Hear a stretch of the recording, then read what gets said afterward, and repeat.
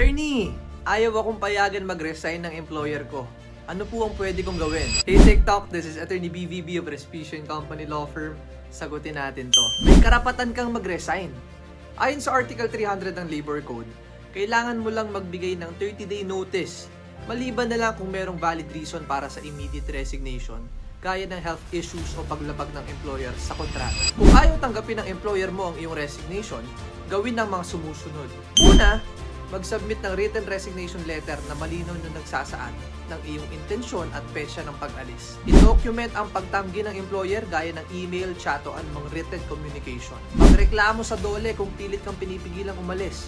Maaari silang mamagitan para maprotektahan ang iyong mga karapatan. Kumonsulta sa abogado kung patuloy kang hinaharang umalis kahit tapos na ang notice period. Muli, ako po si Attorney BVB ng Respicio & Company Law Firm at laging tandaan, sa bawat problema, may legal remedy.